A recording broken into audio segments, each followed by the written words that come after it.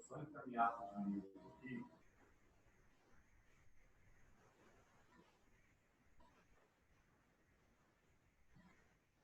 É o Wagner mesmo. WLRS.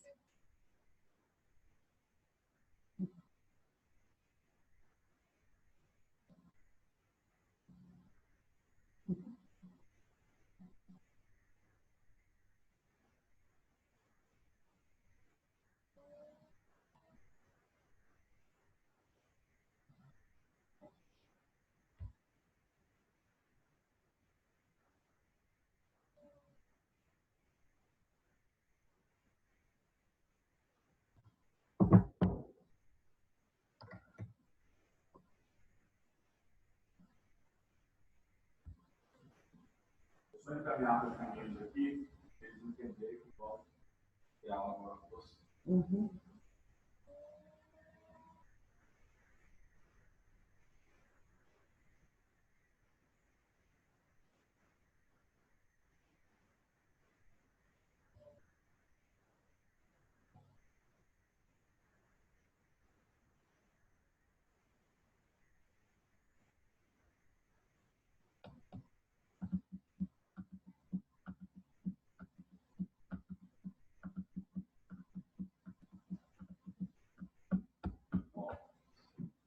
Aí que já está querendo entrar. Já entrou.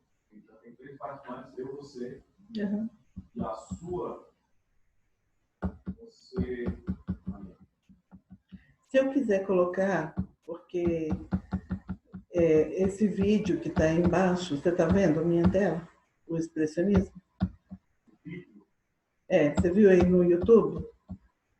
Ainda não, porque eu estou permitindo a entrada deles. Tá. Esse vídeo é uma gravação de um clipe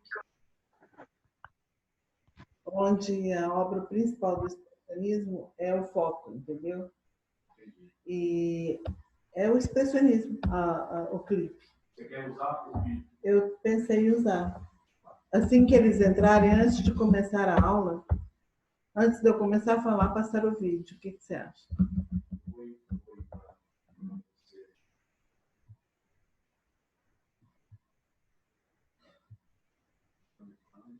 Uhum.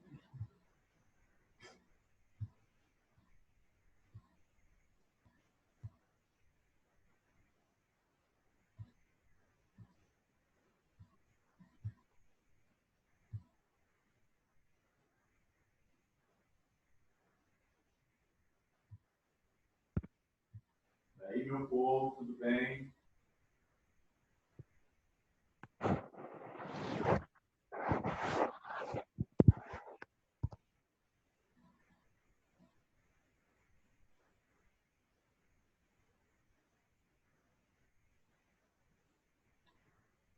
O Colégio Simã pagou para gente um curso pelo Google. Eles já estão vendo você falar. Então, tem isso.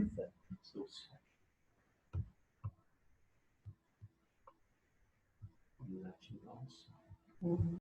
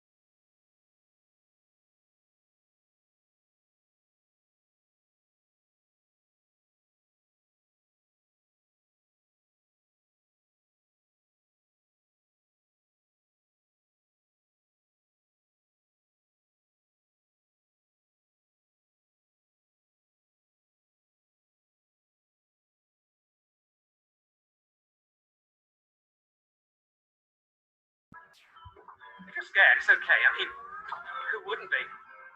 Why should I be frightened of dying? Oh, I don't know. Some people are. There's no reason for it. You've got to go sometime.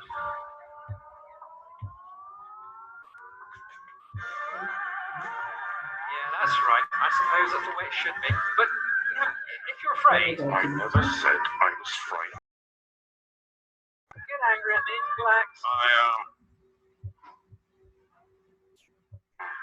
Just talking, okay? There's no reason to shout at me. I told you I am calm. Don't try to twist my words. I am not. You're not. No, yes, you do. Very well. Listen, I'm really sorry. I shouldn't have said anything. My mistake.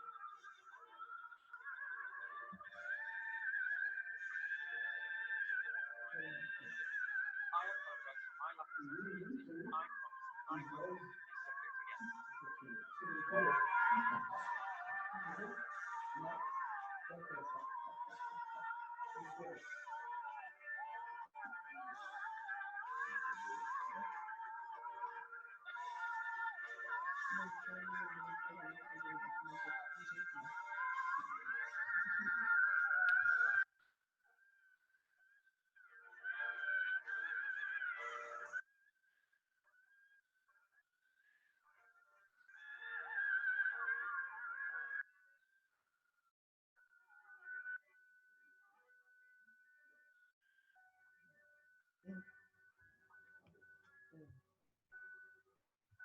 Acabou, né? Agora você me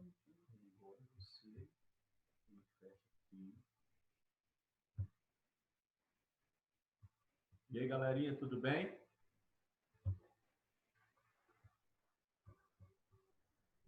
E aí, meu povo? Oi. E aí? Chama. Dá um oi pra tia Maria aqui. Oi. Oi, tia. Bem, Tudo ótimo, você? bem também. Todo mundo quietinho em casa? Sim. Quietinho em casa, tem que ficar quietinho em casa. Nós vamos falar de um tema que tem tudo a ver com isso que nós estamos passando, né? Que é o expressionismo. Vocês viram o vídeo? Oi? Vimos sim. Viram? O que vocês acharam do vídeo? É diferente, né? Bem sugestivo, né? Nós vamos falar do expressionismo. O vídeo é do Pink Floyd, tá? Eu deixei na lousa para vocês, caso alguém queira ver novamente, tá aí o endereço para vocês entrarem. Pois bem, turminha, vamos começar, né? Falaremos hoje do expressionismo. Acho que vocês já estudaram muito sobre o expressionismo, mas vamos estudar mais porque é um conteúdo que é bastante visado nos vestibulares, né? O expressionismo ele foi um movimento artístico e cultural que aconteceu na Europa, mais precisamente na Alemanha, no início do século XX. Né? Ele foi subdividido em dois grupos, que são os dois grupos, ambos trabalhavam com um mesmo tipo de abordagem, apesar de terem comportamentos diferenciados. Em ambos, eles utilizavam cores fortes. O que eu chamo de cores fortes expressionistas?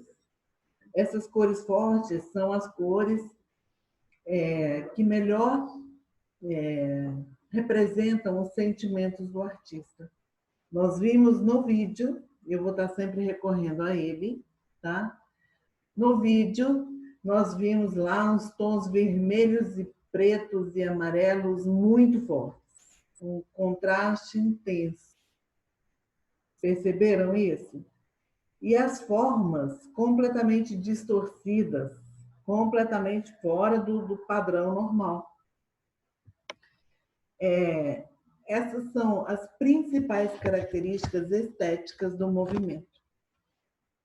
O expressionismo, como o próprio nome diz, é a expressão de quê? Do sentimento. E ele foi motivado, vocês vejam que ele começou no início do século XX, e lá a gente já sentia as primeiras os primeiros sinais de uma guerra.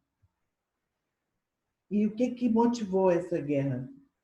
Quem quiser me corrigir, fica à vontade, viu, gente? Que eu vou falar de história, mas, enfim. O que motivou essa guerra? Foram as disputas mercantis, comerciais, econômicas, devido à geração de tudo isso pela Revolução Industrial, pela industrialização.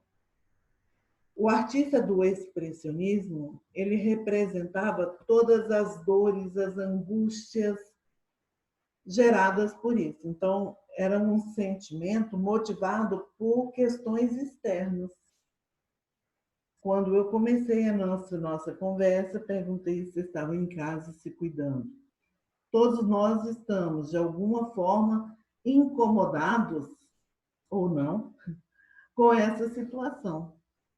Certo? Então, o sentimento que isso está nos transmitindo, qual é?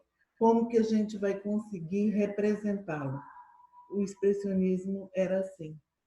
Então, ele trabalhava na estética, nas artes, na pintura, principalmente com os cores fortes, lembrando que cores fortes não são cores quentes aqui nesse contexto, mas sim as cores que melhor representam o sentimento do artista, não necessariamente cores quentes. E com formas distorcidas, extremamente deformadas. Beleza? Então, no expressionismo, como eu havia mencionado antes, foi dividido em dois grupos. O Die Brick, que é a ponte. Na verdade, a ponte talvez pela ligação entre os acontecimentos do século XIX para os acontecimentos do século XX. Nós sabemos que o expressionismo ele foi muito motivado também, muito inspirado pelas obras de Van Gogh. Van Gogh foi um pós-impressionista, um pós-expressionista. Há quem diga que ele era expressionista, mas basta a gente ver as datas, né? Van Gogh já estava à beira da morte quando surgiu o expressionismo. Então, ele foi um grande estimulador. E por quê? Ele tinha um jeito muito peculiar, muito próprio de fazer as suas obras. Ele conseguia fazer um jarro de flores, parecendo que as flores eram plantas carnívoras. Parecia que as flores estavam agredindo o espectador. Tal a expressividade que ele conseguia imprimir naquele jarro de flores. Tá certo? Então, neste sentido, que Van Gogh foi o precursor do expressionismo. Tá certo? Temos também aqui o Der Bleireiter, que é o Cavaleiro Azul, que foi uma manifestação, um braço do expressionismo do Die Brick, que surgiu depois. Mas tinham os mesmos tipos de manifestação, os mesmos tipos de tradução mesmo do sentimento em imagens, eles traduziam de uma forma muito similar.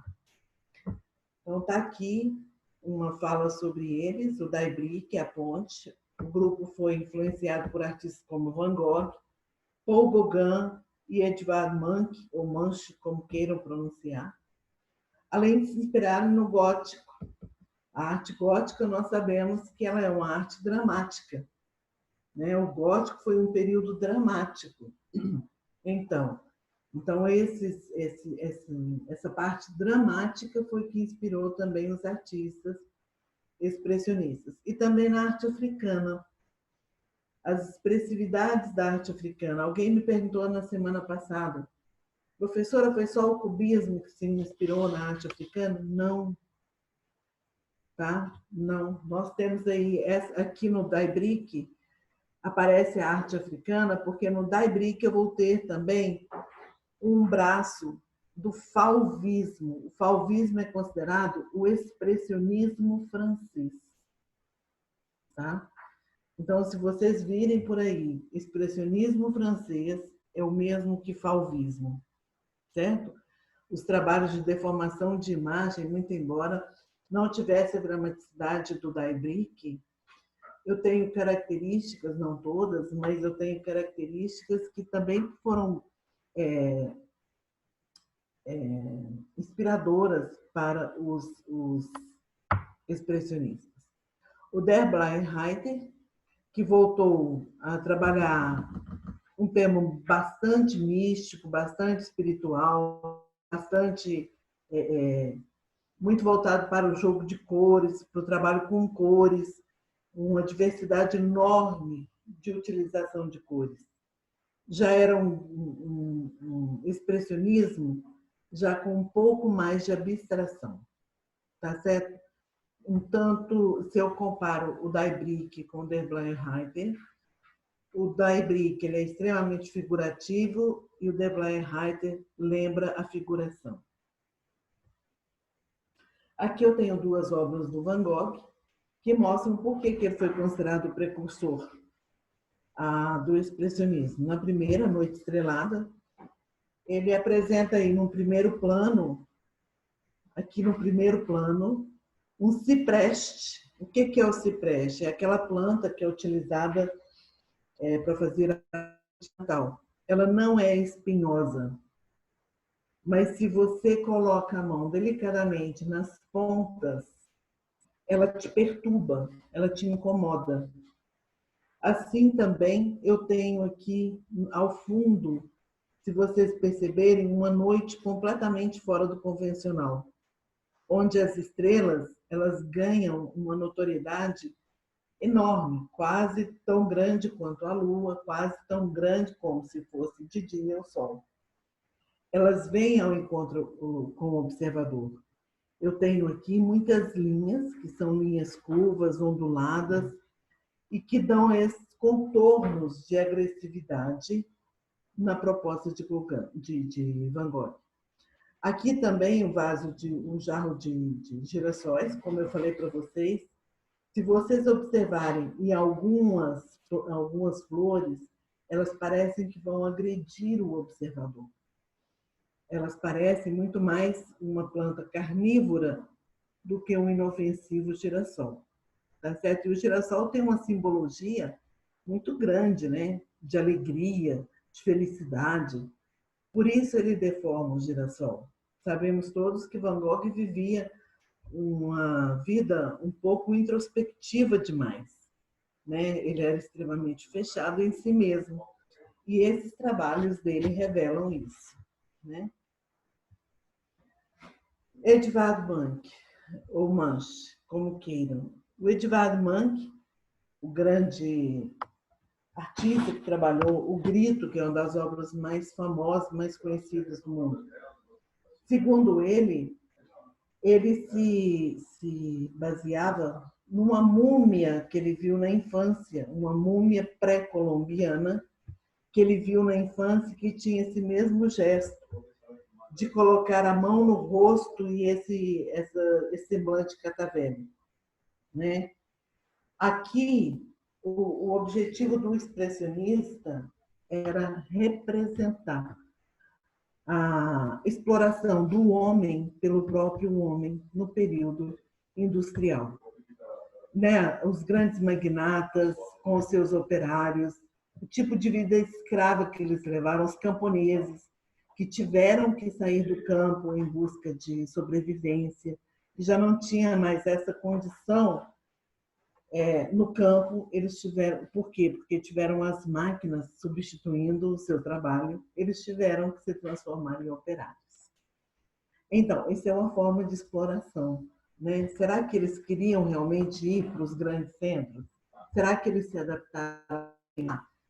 Essa é uma pergunta.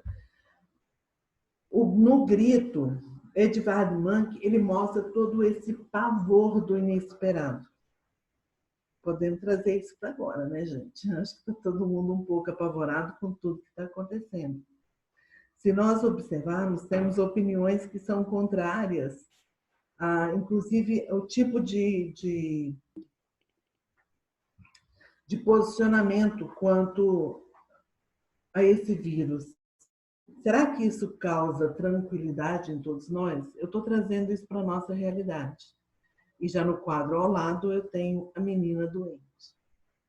Tá certo? Para certificar ainda mais essa proposta.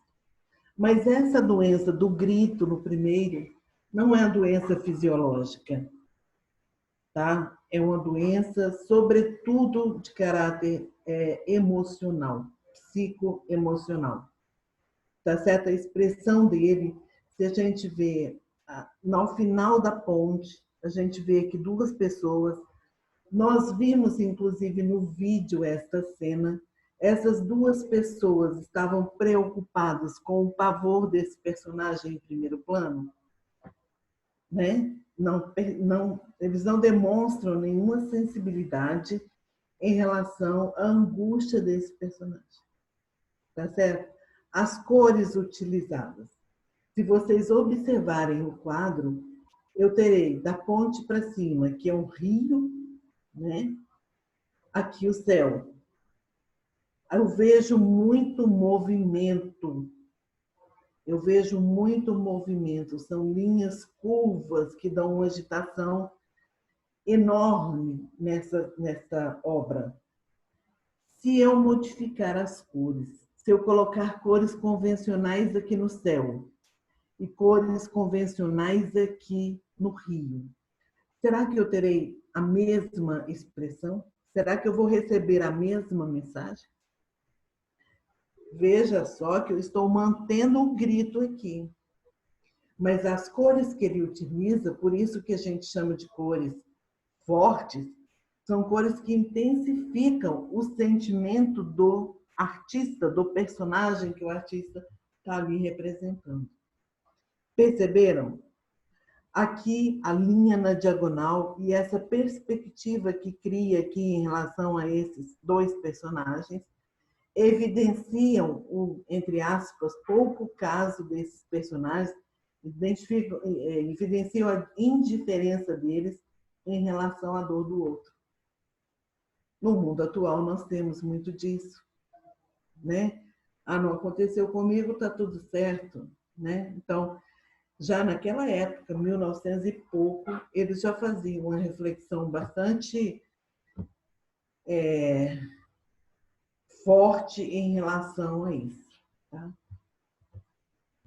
No expressionismo brasileiro, o expressionismo brasileiro vai ter aí vários representantes.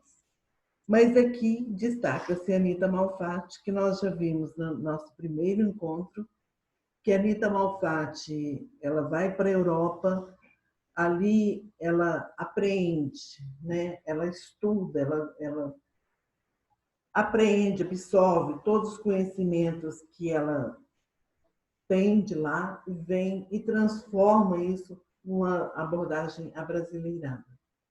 É o tal do antropofagismo, né? Que nós já vimos anteriormente. Pois bem, quando a Anita volta para o Brasil, ela faz a segunda exposição de arte moderna aqui no Brasil. A primeira foi feita por um cara chamado Lazar Segal, que era um lituano. Mas ele era um homem, não era brasileiro, então não causou tanta polêmica. Mas quando a Anita, uma brasileira nata, chega aqui no Brasil e mostra uma arte nada acadêmica, quando aqui no Brasil só vigorava o academicismo, ela foi extremamente criticada por Monteiro Lobato e por vários outros intelectuais, não é? E o trabalho dela é um trabalho muito voltado para a expressão. Conversamos naquele outro encontro que ela tinha uma sensação de admiração e, ao mesmo tempo, de inveja de Tarsila do Amaral. E isso era uma convenção social. Era por convenção social. Ela era tão inteligente, tão estudiosa quanto. Ela não tinha o mesmo poderio econômico que Tarsila do Amaral. Não tinha a mesma estética física que Tarsila do Amaral, mas era uma pessoa extremamente interessante. E ela se posiciona numa posição de inferioridade. Então, o expressionismo brasileiro também foi motivado por coisas alheias por coisas circundantes, por convenções, tá certo? Então, ele tem uma gama muito pesada do que é do expressionismo europeu, beleza? Vamos lá, eu tenho aqui as obras da Tarsila do Amaral, da Anita Malfatti. No primeiro quadro, eu vejo uma ventania, uma paisagem, que lembra um pouco das paisagens de Van Gogh, né? No segundo, o homem de 7 cores. Eu percebo totalmente a desproporção e o uso arbitrário da cor. Uma cor que é usada completamente fora do convencional, né? Essa é uma característica muito presente nas obras fauvistas, o uso arbitrário da cor.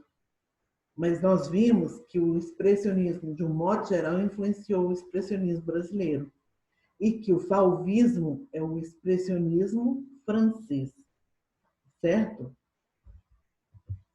Bom,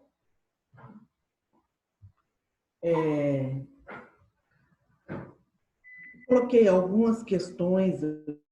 Eu pergunto a vocês, alguém quer fazer alguma pergunta sobre o conteúdo que foi explicado antes dos exercícios?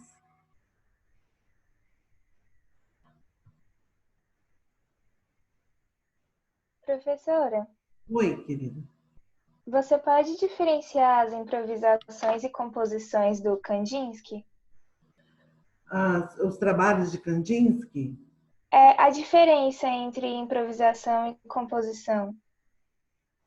Posso, mas eu poderia, e eu tenho uma aula só sobre o abstracionismo, que aí vem falando bem sobre o Kandinsky. O Kandinsky, ele foi um artista da Bauhaus e trabalhava na oficina da cor. Ele tinha uma conexão muito forte com a música. A improvisação, a série dele de improvisação é uma série abstrata que tem uma conexão direta com a música. Eu não sei se você já foi a alguma exposição de Kandinsky, mas é muito comum você chegar em uma exposição dele e o mediador chegar para você e perguntar: você já ouviu Kandinsky? Kandinsky não era musicista, ele era pintor, mas a família dele era uma família conectada com a música. Uma vez ele assistindo a um concerto musical, se não me engano, na Alemanha, não tenho certeza do local, fecha os olhos e começa a transformar as notas musicais, vendo essas notas com borrões coloridos, tá? Então, quando ele chega em casa, ele faz essa prática.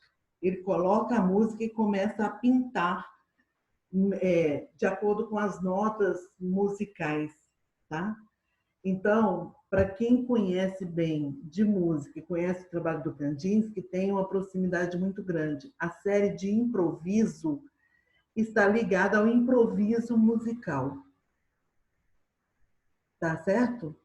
Ele também foi expressionista. Foi, principalmente na sua época, onde ele pintava pessoas e paisagens.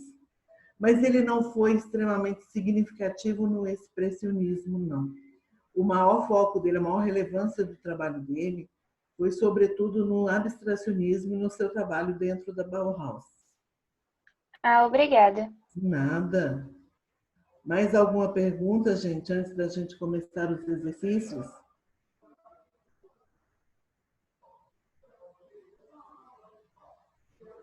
Então, vamos lá. Após estudar na Europa, Anita Malfatti retornou ao Brasil com uma mostra que abalou a cultura nacional do início do século XX. Elogiada por seus mestres na Europa, Anita se considerava pronta para mostrar seu trabalho no Brasil, mas enfrentou as duras críticas de Monteiro Lobato. Com a intenção de criar uma arte que valorizasse a cultura brasileira, Anita Malfatti e outros modernistas buscaram libertar a arte brasileira das normas acadêmicas europeias, valorizando as cores, a originalidade e os temas nacionais. Esse item complementa o texto acima trabalhado.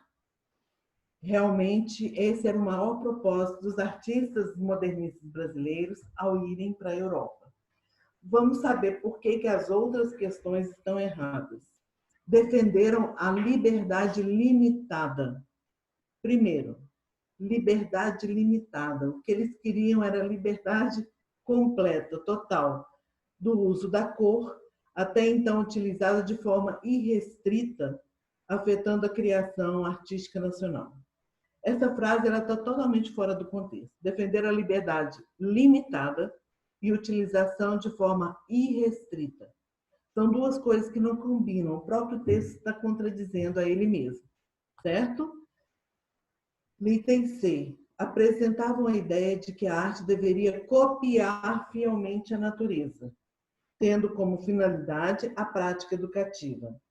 Eles deformavam a imagem, eles tinham uma imagem completamente deformada. Utilizavam as cores de maneira completamente diversificada, né? E não tinham nenhuma intenção de prática educativa. O que eles queriam mesmo é a expressão significativa dos sentimentos humanos mediante os acontecimentos que os rodeavam, mediante aos tabus, aos preconceitos, às diferenças, às discriminações que os rodeavam naquela época, tá? Item D. Mantiveram de forma fiel a realidade nas figuras retratadas, defendendo uma liberdade artística ligada à tradição acadêmica. Eles queriam exatamente o contrário, era uma libertação dessas formas da tradição acadêmica. Eles não queriam a representação fiel da realidade, mas uma representação que fizesse jus aos seus sentimentos.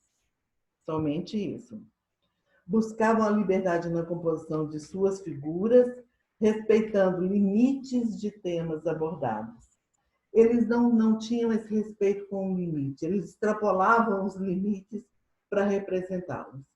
Tá certo? Alguma dúvida nessa questão? Tudo certo. Beleza, então vamos lá. Lazar Segal e Anita Malfatti, no início do século XX, tiveram contato com a arte inovadora que estava em voga na Europa. Segal, ao chegar ao Brasil, realizou uma exposição em 1913 e não provocou polêmicas por ser estrangeiro. Mas a exposição de 1913 de Anita Malfatti, pintora brasileira, e a sua exposição mais famosa de 1917 provocou o artigo com o título Paranoia ou Mistificação, de Monteiro Lobato, criticando suas obras. Lazar Segal e Anita foram os precursores da arte moderna no Brasil. Depois dessas exposições, esses dois artistas, juntamente com outros artistas mais inovadores e solidários, resolveram se reunir em torno da realização de uma mostra coletiva que apresentasse à sociedade brasileira o que havia de mais modernos em termos de arte. Isso resultou na Semana de Arte de 22. Dentre os artistas a seguir, quem não participou da Semana de Arte de 22? Essa questão já caiu no vestibular, gente, algumas vezes. Eu, sinceramente, eu acho ela muito bobinha, porém, como já caiu, resolvi colocar para vocês. O Di Cavalcanti. O Di Cavalcanti foi um dos artistas que mais teve obras expostas na Semana de 22. Participou ativamente todo o processo. Vicente do Rego Monteiro teve, se não me engano, 3 obras expostas lá. Oswald de Andrade foi um dos grandes criadores deste movimento, e Graça Aranha também. Então, a pessoa que não estava presente, porque estava em Paris à época fazendo um curso, foi Tarsila do Amaral. Viu? Questão do Enem. Sobre a exposição da Anita Malfatti, em 1917, que muito influenciaria a Semana de Arte Moderna, Monteiro Lobato escreveu em artigo intitulado Paranoia ou Mistificação. Eu não vou ler o texto de novo, apesar de ser um trecho diferente do anterior, mas nós já sabemos do conteúdo, certo? Vamos passar para... Em qual das obras abaixo identifica-se o estilo de Anita Malfatti, criticado por Monteiro Lobato no artigo. Fala aqui, a outra espécie é formada por pessoas que veem anormalmente a natureza e interpretam à luz de teorias efêmeras sob a sugestão estrábica das escolas rebeldes, surgida cai lá como furúnculos da cultura excessiva. Nesse contexto aqui, a obra que mais representa isso que foi falado por Monteiro Lobato foi A Boba, porque o acesso a Montserrat é uma paisagem, vaso de flores, é uma natureza morta, que não tem, você não vê conceito social nenhum. A Santa Ceia é um tema religioso, assim como Nossa Senhora Auxiliadora de Dom Bosco. A Boba, nós já conversamos sobre isso, era como ela se sentia, dada as convenções sociais da época, ela se sentia inferior às pessoas do seu grupo, que era o chamado Grupo dos Cinco, que era o Oswaldo Mário de Andrade, a Tarsila do Amaral, a Anita Malfatti e o... Me fugiu o quinto. Me fugiu o quinto nome. A hora que eu lembrar, eu volto aqui e falo com vocês. Mas me fugiu aqui. Tá? Então, assim, esse quadro A Boba, nós já até vimos na primeira aula. Ela está sentada numa cadeira, com o corpo olhando para cima, numa sensação de subserviência total. E com o rosto todo deformado, e também as cores usadas de maneira arbitrária. Certo? Bom, é uma prova do UP, Universidade de Pernambuco. Observe os quadros a seguir. O primeiro é o grito, que nós já conversamos. O segundo chama-se necessidade. Uma coisa que vale ressaltar, gente, que nós não falamos, que ambos são gravuras. O primeiro, o grito, é uma litogravura. E o segundo é uma xilogravura. A litogravura é uma impressão feita a partir de uma base de pedra. O segundo, a base de madeira. Se vocês observarem, o primeiro tem uma textura muito mais lisa do que o segundo. Porque o que dá essa mudança de textura são as veias da madeira. Todas as veias da madeira dão essa mudança de textura na imagem. Tá? Então, são duas obras do expressionismo. Tá? São duas obras expressionistas. Eles são parte integrante do movimento artístico que marcou a transição do século XIX para o XX, denominado. Acabei respondendo sem querer. Cubista, graças ao tratamento da natureza mediante formas geométricas. A gente não observa nenhum tratamento de formas geométricas ou geometrizadas aqui. Eu posso ter em um canto ou outro uma forma geométrica, como eu posso ter em qualquer movimento artístico. Mas o tratamento da imagem não é geometrizado, como no cubismo. Futurista. O futurismo referenciava a velocidade de movimento. Né? Então, está aqui. Futurista na velocidade e nos desenvolvimentos tecnológicos. Eu costumo dar como exemplo do futurismo o seguinte. Você está com um bumerangue na mão. Quando ele está quieto na sua mão, você vê a forma do bumerangue. Quando você o lança, você vê uma sombra girando. O futurismo é isso, uma sombra girando. É velocidade de movimento. Nesses quadros, nós não vemos isso, velocidade de movimento. Dadaísta, por questionar o conceito de arte antes da Primeira Guerra Mundial. O dadaísmo, nós vou fazer uma aula com vocês só sobre dadaísmo, que eu acho importantíssimo, mas só para uma pitadinha aqui, o dadaísmo, ele fala assim sobre a Guerra Mundial. Ele é um movimento que vem depois do expressionismo. Mas ele é diferente do expressionismo, porque o expressionismo é um movimento que aceita essas coisas. Eles sentem, eles acham ruim, mas eles não reagem. Já o dadaísta, não. O dadaísta, ele quer romper com todos os laços anteriores, ele quer procurar uma atitude, uma ação, o que não acontece com os expressionistas. Impressionista, né? Letra D. Por meio da exploração da forma conjunta, da intensidade das cores, da sensibilidade do artista.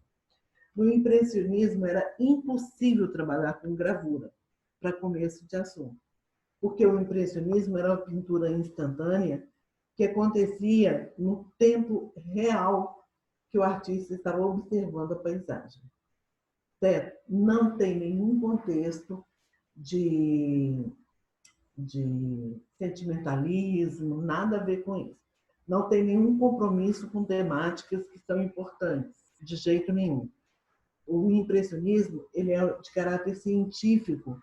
Ele queria, o impressionismo, ele queria representar o efeito da luz solar sobre os objetos, nada mais que isso, portanto, não.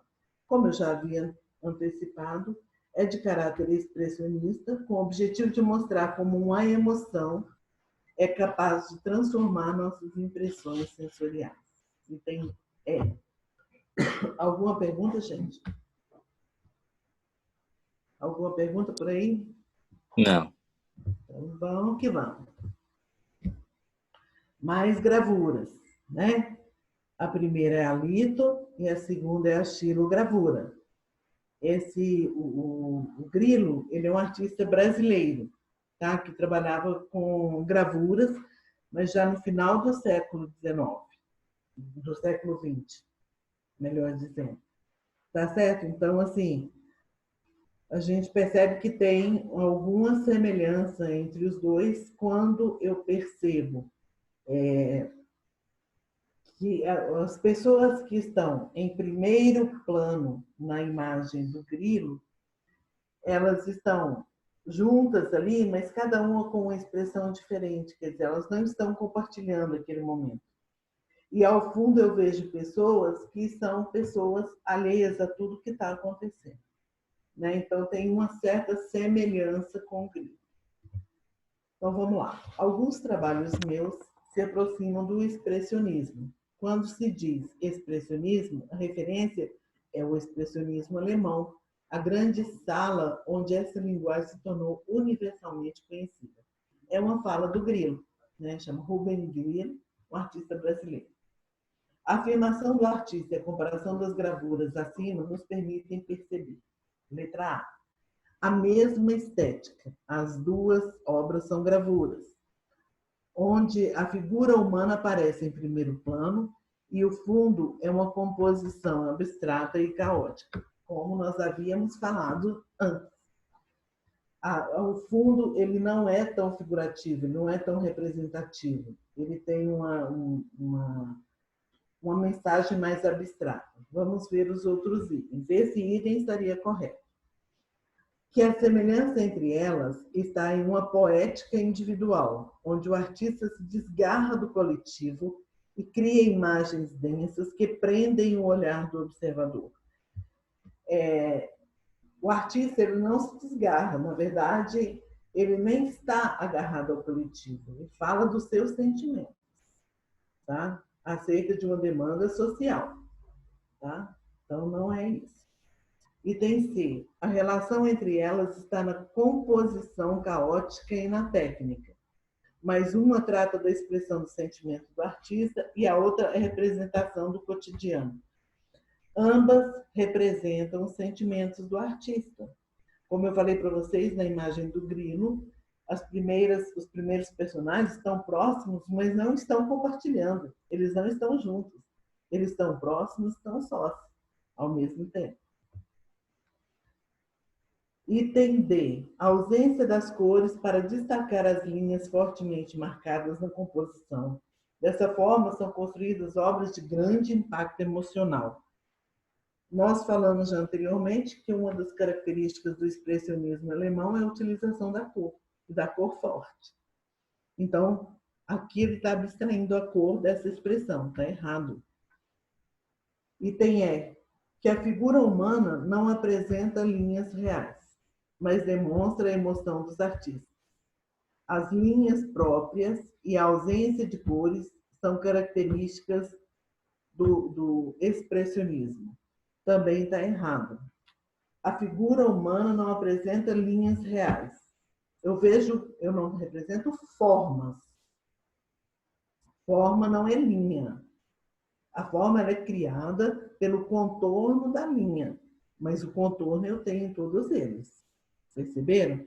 Então, o item correto é o item A. Beleza? Vamos lá. O início do século XX traz consigo uma grande gama de vertentes artísticas que vão dominar toda a produção artística da época. Entre 1904 e 1905, na Alemanha, com um grupo chamado Die Brücke, que significa a ponte, tem início o movimento expressionista. Quanto a este movimento e suas características, assinale a alternativa correta. Letra A. A sensação de luz e cor, não se importando com os sentimentos humanos, com a problemática da sociedade moderna, são características marcantes desse movimento. Alguém contar isso para mim? Para vocês, isso está certo ou está errado? Quem pode dizer? Bom, eu queria que vocês interagissem para eu perceber se vocês estão compreendendo. Mas essa primeira afirmativa ela está completamente equivocada. A sensação de luz e cor é um trabalho principalmente do impressionismo, não se importando com os sentimentos humanos e com a problemática da sociedade moderna. O expressionismo ele se importava muito com isso. Então, está totalmente equivocado. É inegável que o expressionismo seja uma aceitação ao que fora o impressionismo. Acabei de dizer anteriormente que o impressionismo ele era um movimento artístico que representava, tinha um cunho científico que representava os efeitos da luz solar nos objetos. O expressionismo não tem nenhuma função relacionada com isso. O Grito de Van Gogh é um grande exemplo desse marcante movimento. Não temos dúvida disso, né? O expressionismo procurou expressar as emoções humanas e interpretar as angústias que caracterizam psicologicamente o homem do início do século XX. Tanto a questão número C quanto a questão número D, ela pode estar correta. Tá certo? Todas duas têm possibilidade de estar correta. Essa foi uma questão que caiu no vestibular e ela foi anulada por ter dois itens corretos na mesma questão. Certo? Vamos lá. Trecho do texto As Raízes do Expressionismo, publicado no jornal Folha de São Paulo. Além de colocar a Noruega no mapa artístico da Europa, a obra de Edvard Munch foi um dos marcos fundadores do expressionismo, movimento que se caracterizou pela tentativa de passar para a tela o impacto emocional, os sentimentos e as experiências interiores do artista. O pintor não era mais apenas um mero observador das aventuras e desventuras humanas. Era parte integrante indissociável delas. Assim como Leonardo da Vinci estudou anatomia humana e dissecou cadáveres, eu procuro dissecar a alma humana, observou Munch. A obra mais famosa do artista, O Grito, sintetizou os principais ingredientes do expressionismo. O cenário tenso, a distorção da forma humana que chega a beirar o caricatural, a agressividade das pinceladas, tudo colabora para compor uma atmosfera dramática que emana desolação, tragédia e pessimismo. A imagem expressionista tenta impressionar o olho, mas penetrar, atingir profundamente quem vê. Definiu o crítico italiano Giulio Argan no seu livro Arte Moderna. A estética impressionista procurou refletir as angústias e inquietações do homem contemporâneo, ser atônito, imerso em um mundo povoado pela dúvida, pela alienação e pela incerteza. A partir da análise da tela ao grito de Munch e da interpretação do texto, a alternativa correta. A tela representa exclusivamente os sentimentos, os conflitos individuais do autor, que é sabidamente uma pessoa com transtornos psíquicos. Nós já falamos da Primeira Guerra Mundial e de todos os conflitos que foram gerados pela industrialização, que culminou lá em cima na Primeira Guerra Mundial. Esse será que seria um problema exclusivo do artista, do autor?